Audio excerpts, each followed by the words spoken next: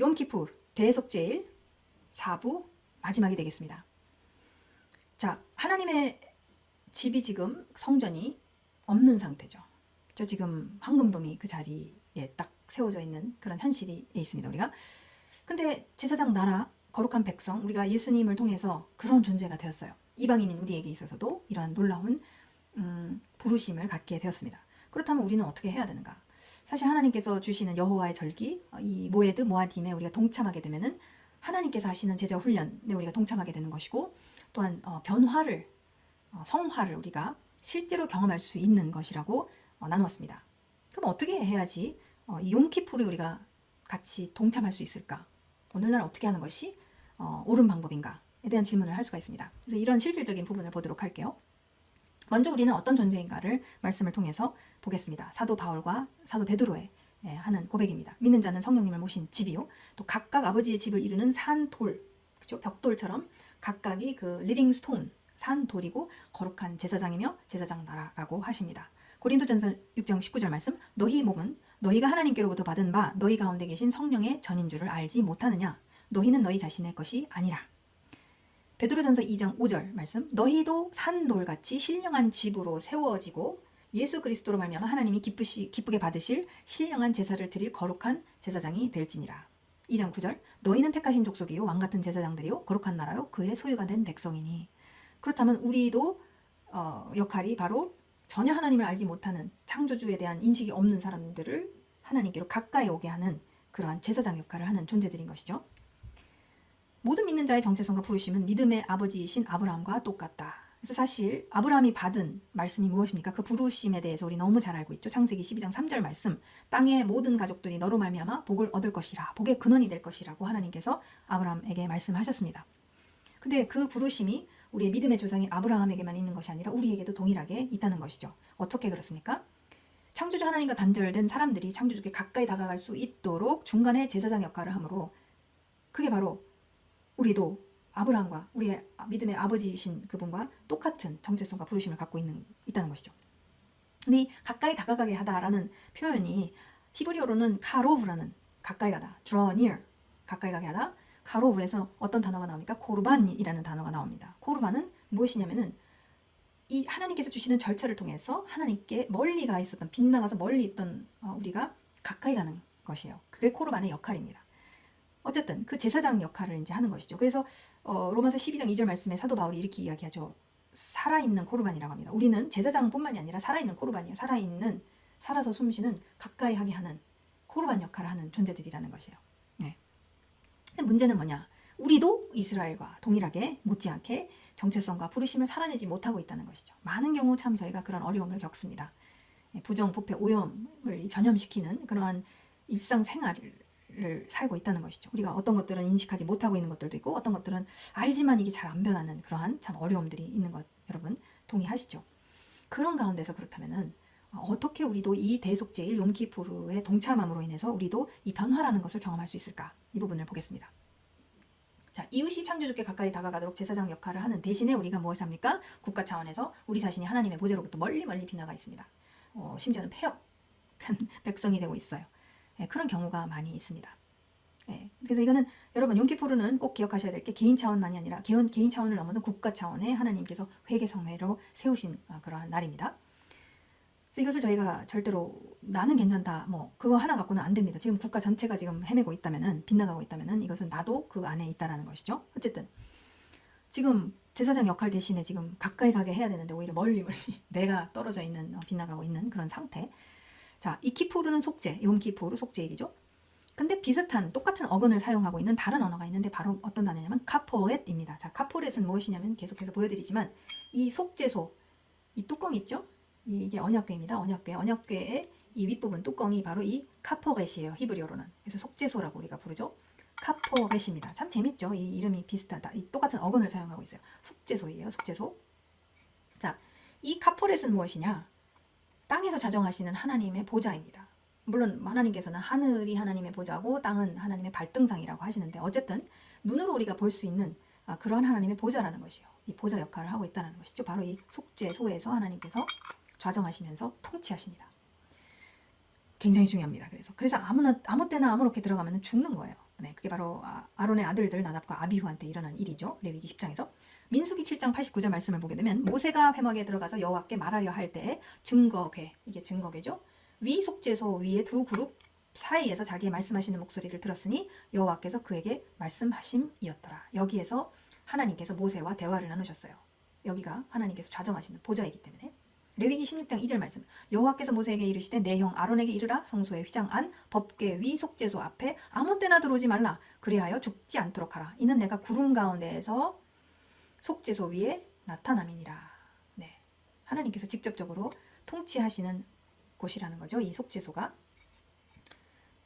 이 카포레트, 네, 카포레트, 키푸르 카포레트, 이렇게 같은 어근을 사용하고 있는 그러한 단어를 하나님께서 사용하고 계세요.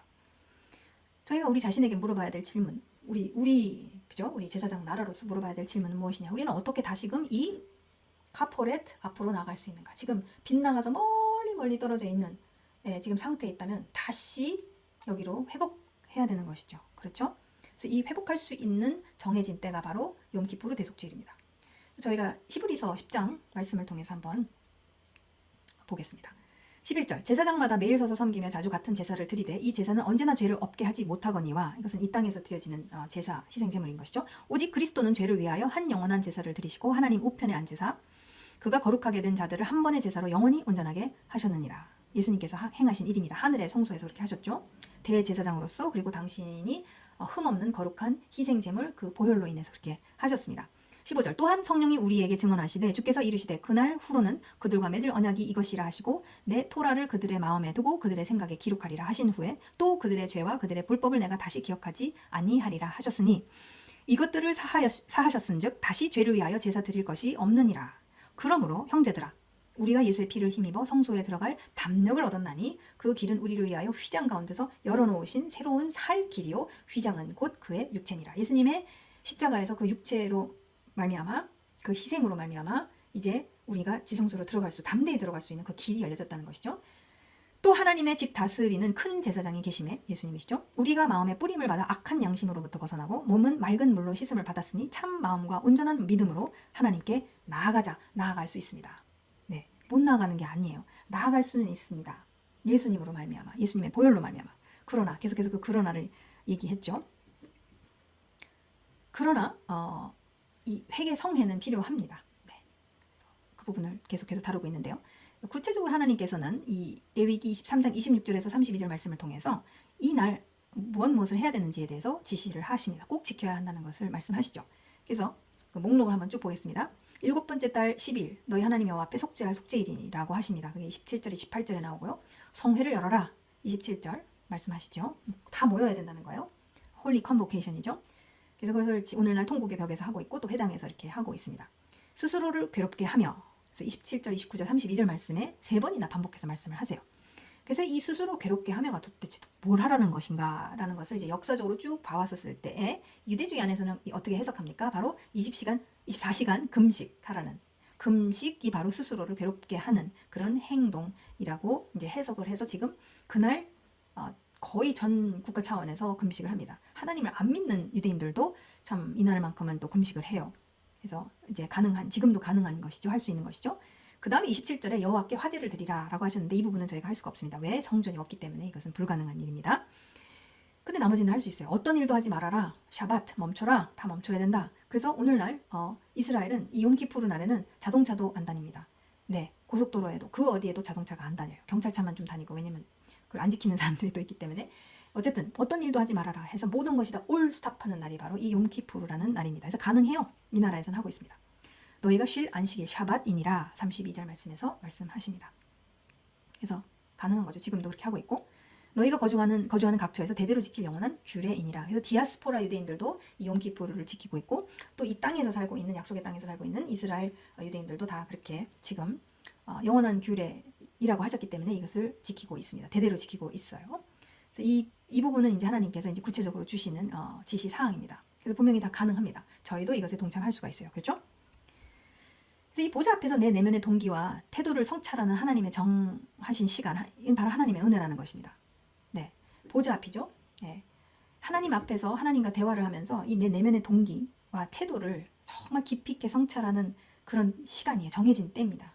그게 언제서부터 시작해요? 하루만 댕그라니 하는 것이 아니라 사실은 나팔절 그 신의 산을 기억을 하면서 그 결혼식을 하나님과의 언약식을 기억을 하면서 10개의 말씀을 이제 열흘 동안 쭉 성찰, 말씀을 통해서 자기 자신을 이제 비춰보는 그런 시간을 갖는다고 말씀드렸죠.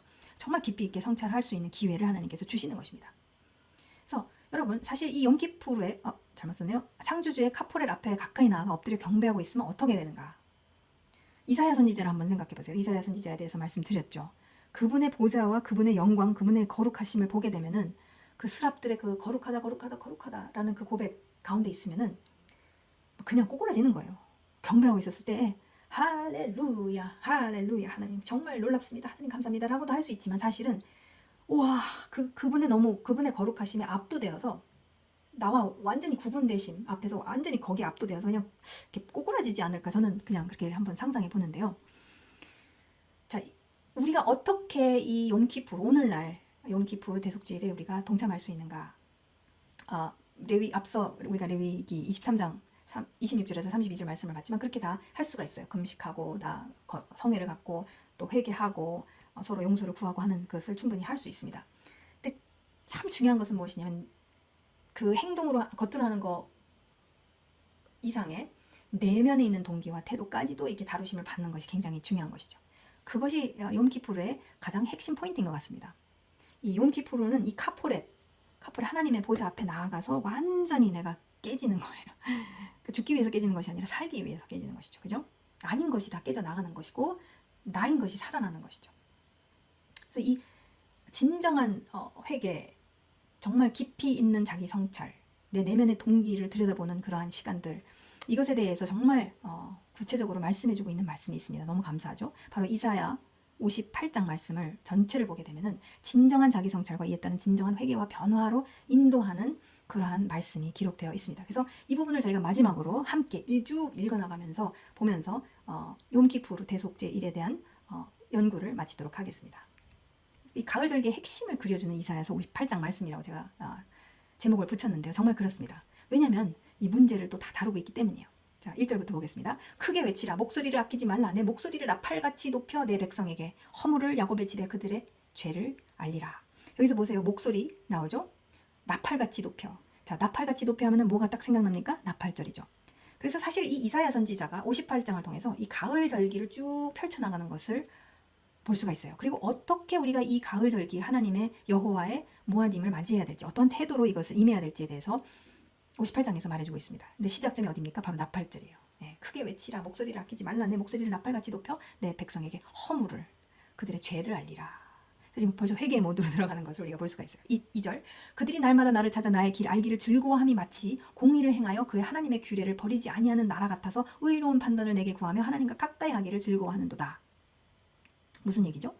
그들의 죄를 알리라 이렇게 얘기를 했는데 지금 2절에서는 지금 백성은 잘하고 있다고 착각하고 있다는 거예요. 3절. 왜 그걸 알 수 있습니까? 3절. 우리가 금식하되 어찌하여 주께서 보지 아니하시오며 우리가 마음을 괴롭게 하는데 어찌하여 주께서 알아주지 아니하시나이까 하는다는 거예요.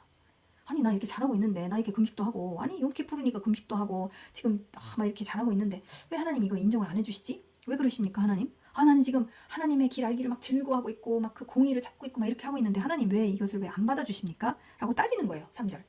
보라 너희가 금식하는 날에 오락을 구하며 온갖 일을 시키는도다 라고 하나님께서 지적하고 계세요. 4절. 보라 너희가 금식하면서 논쟁하며 다투며 악한 주먹으로 치는도다. 너희의 오늘 금식하는 것은 너희의 목소리를 상달하게 하려는 것이 아니니라. 하나님이 지적하고 계십니다. 지금 금식은 한답시고는 하는데 왜냐하면 스스로 괴롭히라고 하나님께서 명하셨으니까 문제는 뭐냐면 논쟁하고 다투고 막 악한 주먹으로 서로 치고 받고 내 목소리를 내가 옳다 뭐 너가 틀렸다 막 이게 지금 이루고 있다라는 거예요. 이게 지금 문제점을 하나님께서 지적하고 계십니다. 5절.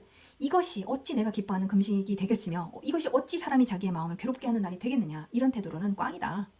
그의 머리를 갈대같이 숙이고 굵은 데와 죄를 펴는 것을 어찌 금식이라 하겠으며 여호와께 연락될 날이라 하겠느냐. 그렇게 겉모습으로 거치장을 다 하고 하는 것이 다가 아니라는 거예요. 6절. 내가 기뻐하는 금식은 그렇다면 하나님께서 기뻐하는 이 겉과 속이 똑같은 동일한 내면의 동기, 내면의 것까지도 다 살펴보는 그런 금식은 무엇이냐? 흉악의 결박을 풀어주며 멍에 줄을 끌어주며 압제당하는 자를 자유하게 하며 모든 멍에를 꺾는 것이 아니겠느냐. 이게 누구를 향한 것입니까? 지금 흉악의 결박을 풀어주며 명예, 지금 다른 나라 사람들 그렇게 하라는 뜻이 아니라 지금 이스라엘 안에서, 이 제사장 나라 안에서 지금 이러한 사회 부정의가 있다는 거예요. 지금 문제들이 있다는 거예요. 지금 결박을 하고 멍에를 막 매고 서로 압제하고 막 이러고 있다는 거예요. 막 멍에를 막 서로 지게 하고 막. 근데 그것을 풀어주며 줄을 끌어주며 자유하게 하며 모든 멍에를 꺾는 것이 진정한 금식 아니겠느냐. 7절 또 줄인 자에게 내 양식을 나누어 주며 유리하는 빈민을 집에 들이며 헐벗는 자를 보면 입히며 또 내 골육을 피하여 스스로 숨지 아니하는 것이 아니겠느냐. 지금 이스라엘이 제사장 나라로서 금식은 하지만, 겉으로 할 것은 다 하지만 사실 어떤 일을 하고 있는지에 대해서 지금 굉장히 신랄하게 지금 들춰내고 계시는 것을 보게 됩니다. 그럼 배고픈 자가 있다는 거예요. 가난한 자가 없어야 되는데 하나님 나라는 줄인 자가 있고 유리하는 빈민이 있다는 거예요. 홈레스가 있단 말이죠. 헐벗은 자. 그 다음에 지금 친척이, 내 골육이 지금 너무나도 고통스러워하고 있는데 막 숨어 다니는 거예요. 안 도와주려고.